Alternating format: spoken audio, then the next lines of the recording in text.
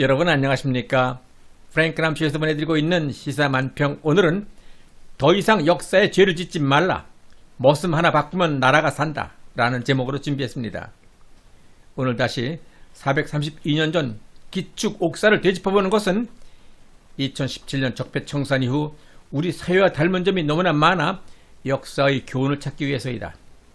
진보 진영이 적폐청산 명분으로 대통령, 대법원장, 국정원장, 장관, 군 장성 등 보수 진영을 초토화하고 입법, 사법, 행정, 언론 등 거의 모든 권력을 장악한 것은 과거 서인의 모습과 별반 차이가 없다. 정치 환경이 편가르기와 사생 결단식으로 가는 것도 아주 유사하다. 전직 대통령들을 차례로 수감하는 모습은 참 모질다. 4.7 보궐선거가 끝난 현 시점에서 오래전 조선일보 오피니언란에 발표되었던 김대기 교수의 칼럼에서 오늘 우리는 과거 역사로부터 크게 깨닫고 반성하지 않는다면 그와 같은 역사는 되풀이될 수밖에 없다라는 교훈을 되새겨야 할 때이기 때문에 현 정권이 무엇을 잘못하고 있는지, 지금이라도 개선해야 될 점과 나아가야 할 방향은 무엇인지를 생각해보는 내용으로 준비했습니다. 현 정권과 과거 역사와 가장 우려되는 공통점은 자기와 생각이 다른 사람들을 절대로 용납하지 않는 옹졸함입니다. 공수처법에 대해서 반대 소신을 밝힌 금태섭 의원은 더 이상은 당이 나아가는 방향을 승인하고 동의할 수 없는 지경에 이르렀다며 마지막 항의의 뜻으로 그가 몸담고 있었던 더불어민주당에 탈당 계를 냈습니다.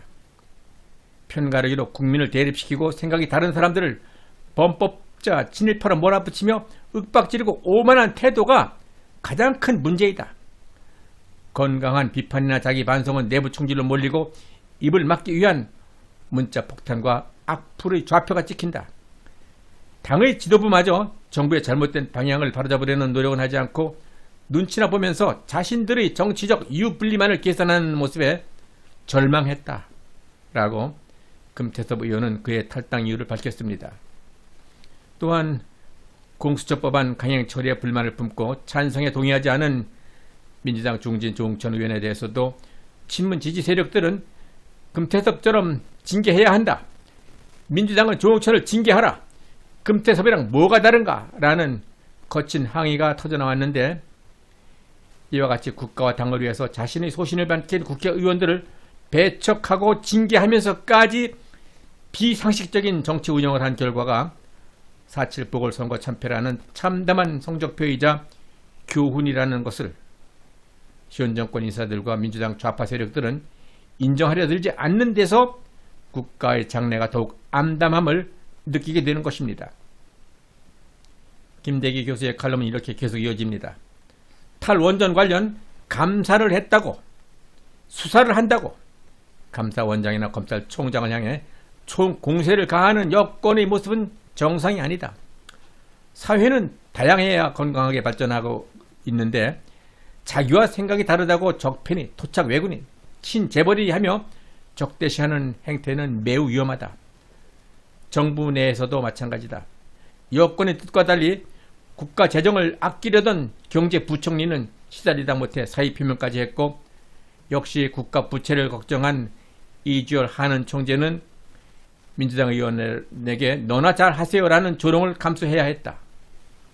복지부는 소통이 없이 공공의대를 강행하다가 의료계와 갈등을 빚고, 환경부는 아직도 4대강 흠집 내기에 열심이다. 정부 내 전문 관료들의 의견은 실종되고 진영 논리만 가득하다.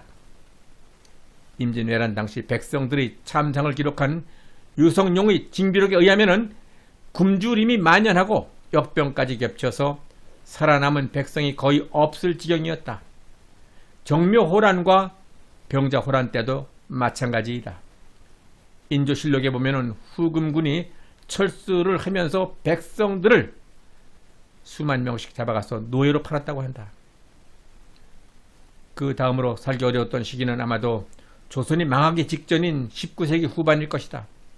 이번에도 중국과 일본이 쳐들어와 백성들을 못살게 했고 나라를 약탈했다.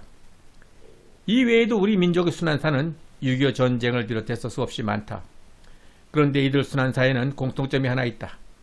바깥 세상이 어떻게 바뀌는지 모르고 내부에서 우리끼리 열심히 싸우다가 당했다. 국민의 설마 하는 안보 불감증도 문제이다. 1592년 4월 왜군이 부산 앞바다에 쳐들어왔을 때 오랑캐들이 형님 나라에 조공하러 온 줄 알았다라고 한다. 단 일주일 만에 한양이 무너진 이유이다. 1636년 12월 청나라가 압록강을 건너 공격했을 때 비상봉화가 타올랐지만은 도원수 김자점은 이를 무시했다. 설마 이 추운 겨울에 공격하겠는가? 그리고 5일 만에 한양이 함락됐다. 1904년 러일 전쟁을 벌이려는 일본의 야욕에 대해서 군부 최고 책임자 이용익은 대한제국은 중립을 선언했으니 아무 문제가 없을 것이라고 장담을 했다. 우리가 겪은 순환은 거의 다 중국과 일본에 의해서 일어났다. 근자야 그들이 다시 군사력을 키워서 패권 다툼을 벌이고 있고 중국은 이웃 국가들과 영토 분쟁에 침략 근성을 드러내고 있다.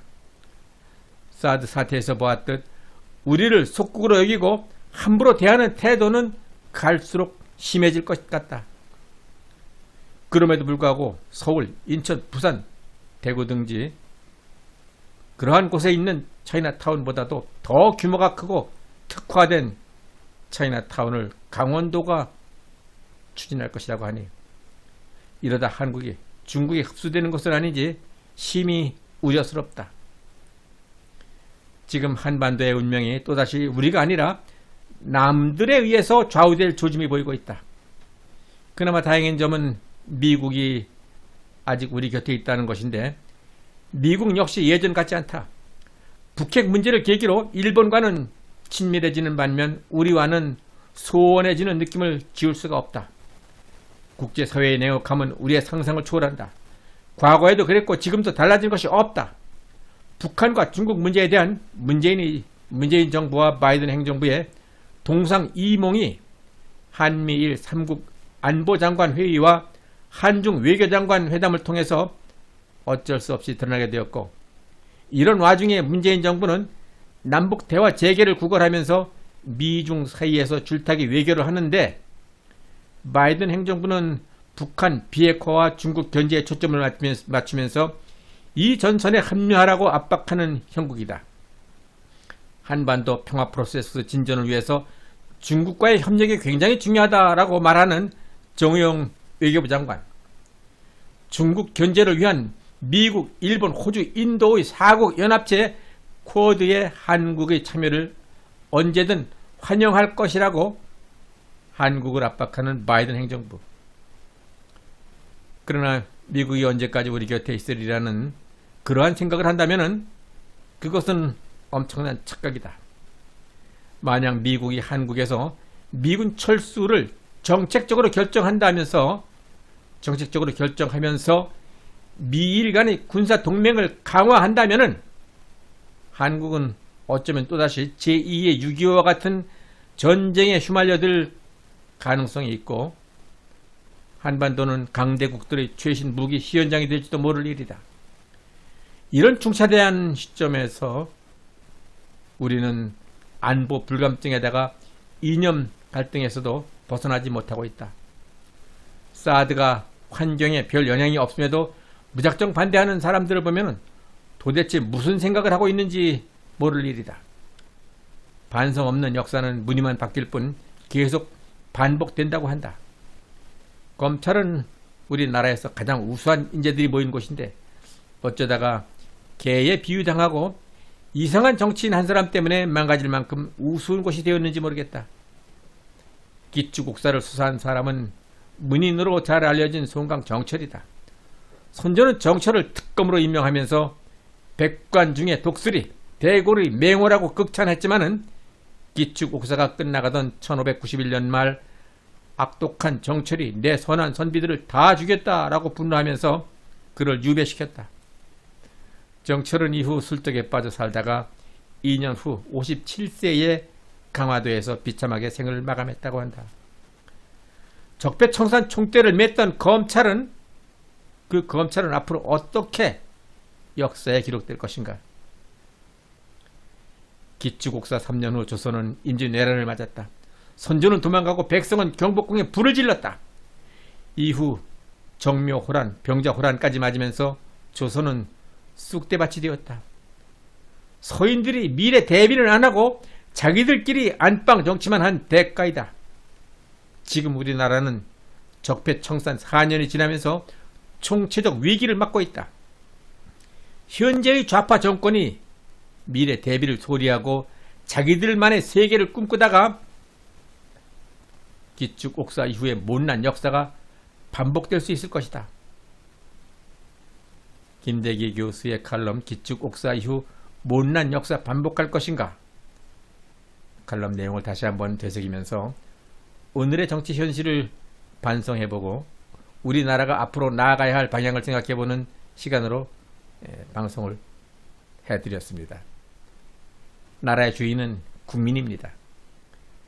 정책 결정자들은 국민을 대신해서 이 일을 잘해달라고 뽑아놓은 국민의 일꾼이자 공복입니다. 이제까지 좌파 정권 4년 동안 그들이 일한 성적을 평가한다면 과거 서인들이 행한 죄악상과 크게 다르지 않을 것입니다. 이제는 세상 물정을 좀 더 잘 아는, 또 세계의 흐름을 잘 읽을 줄 알면서 국방력을 튼튼히 하고 부유한 국가를 만들 수 있는 유능한 일꾼으로 하루빨리 바꿔야 할 때입니다. 프랭크남쇼에서는 앞으로 있을 내년 대선에서 능력 있고 유능한 일꾼을 뽑는 선거에서 공정한 선거가 될 수 있도록 철저한 감시와 감독을 하는 일에도 더욱더 많은 노력을 할 것입니다. 여러분들의 구독, 신청과 좋아요, 그리고 의견 참여 댓글은 저의 이러한 노력에 큰 힘이 될 수 있습니다.